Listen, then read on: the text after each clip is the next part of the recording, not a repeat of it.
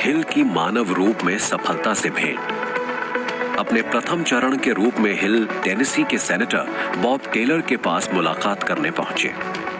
Senator होने के अलावा टेलर उस समय की एक प्रमुख आवधिक पत्रिका के प्रकाशक भी थे। युवा हिल अपने लेखन के जरिए एक नियमित आय का आश्वासन चाहते थे। उस युवा के उत्साह से प्रभावित होकर टेलर ने उन्हें कुछ ऐसे श्रेष्ठ लोगों के लिए उसे परिचय पत्र देने का प्रस्ताव रखा जो उनके भावी लेखों के लिए अच्छी विषय वस्तु प्रमाणित हो सकते थे। जब उनकी बातचीत समाप्त हुई, हिल की सूची में थे थॉमस एडिसन, व्यापारियों के राजकुमार जॉन वॉनामेकर, लेडीज होम जर्नल के प्रकाशक एडवर्ड बॉक, सैटरडे इवनिंग पोस्ट के प्रकाशक साइरस एच के कर्टिस, टेलीफोन के आविष्कारक डॉक्टर अलेक्जेंडर ग्राहम बेल तथा महान इस्पात उद्यमी एंड्रयू कार्नेगी। अपने नए संपर्कों की भावी संभावना से चकाचौंध हिल ने अपने विधि अध्ययन को दरकिनार किया और अपने आप को पत्रकारिता में झोंक दिया।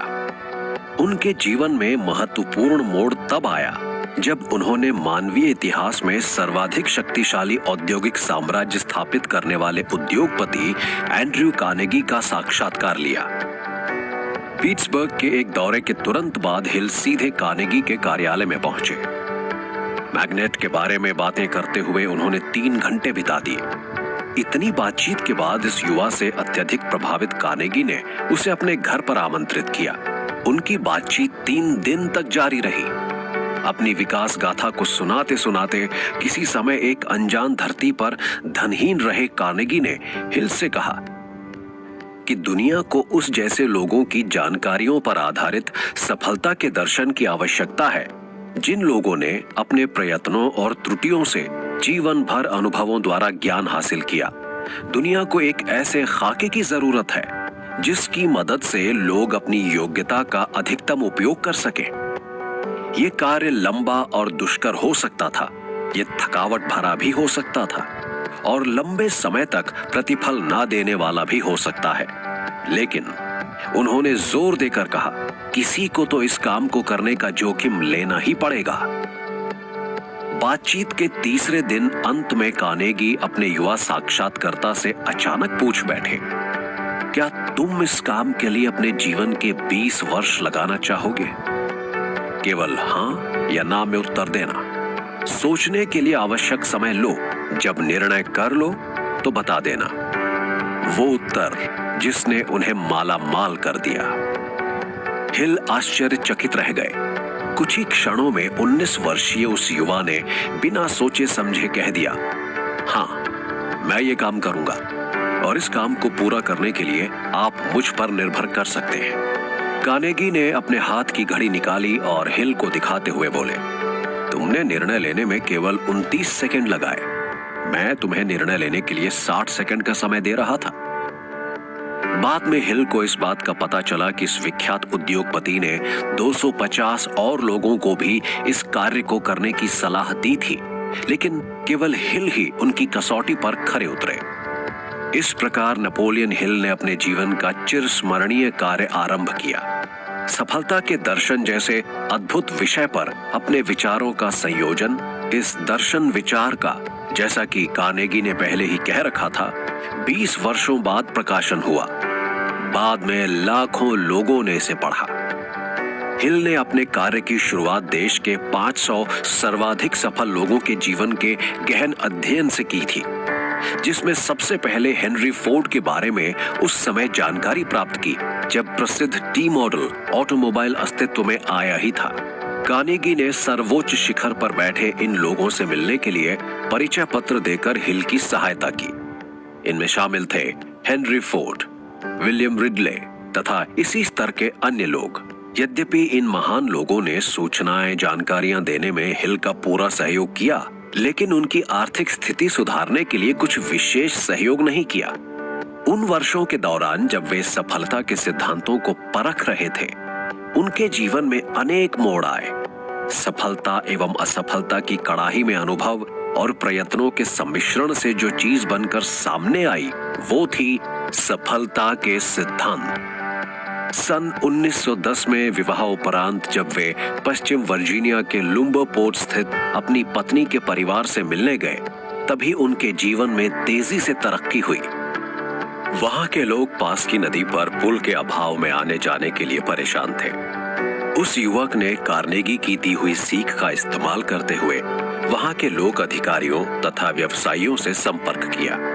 उन्हें इस परियोजना से होने वाले लाभ के बारे में समझाया और $1,00,000 से भी ज्यादा की राशि जुटाने के लिए राजी कर लिया तथा कस्बे का बहुप्रतीक्षित पुल बनकर तैयार हो गया।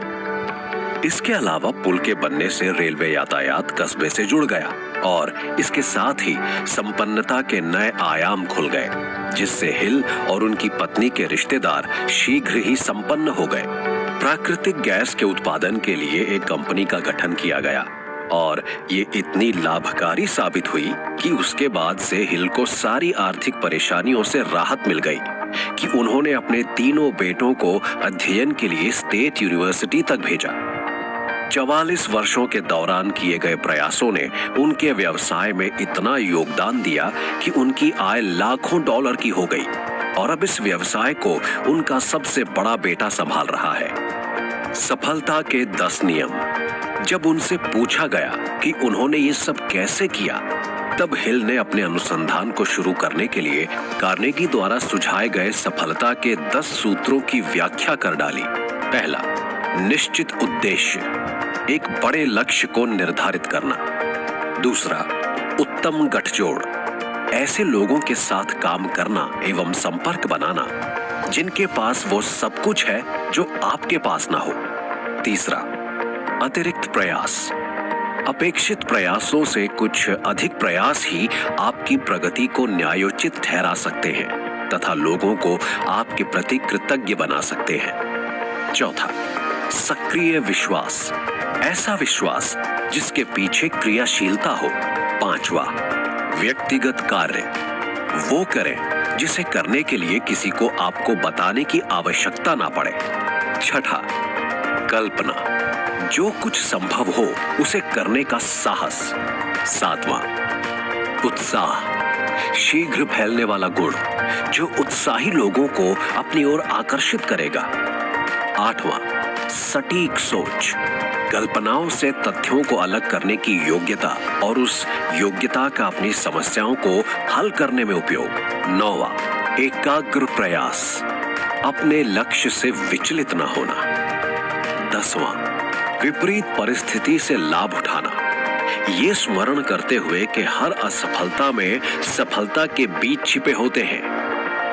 उनकी सफलता ने उन्हें राष्ट्रीय स्तर पर पहचान दिलाई और एक अग्रणी पत्राचार पाठ्यक्रम वाली संस्था ने उन्हें $15,000 प्रति वर्ष के आकर्षक वेतन एवं कमीशन पर निदेशक के पद पर नियुक्ति का प्रस्ताव भेजा, जो उस समय को देखते हुए अच्छी खासी रकम थी। 2 वर्षों में वे इस फर्म को $10 लाख की पूंजी तक ले आए तथा फर्म को इस योग्य बना दिया कि उसने और कई कार्य प्रारंभ कर दिए। हिल ने फिर स्वयं का स्कूल चलाने का निश्चय किया और अगले 2 वर्ष विज्ञापन के अध्यापन में बिताए। सफलता का दर्शन अभी उनके मन में आकार ले रहा था तथा उनके रोजमर्रा के कार्यों में उसका परीक्षण भी हो रहा था और फिर ये कारगर रहा। सरकार द्वारा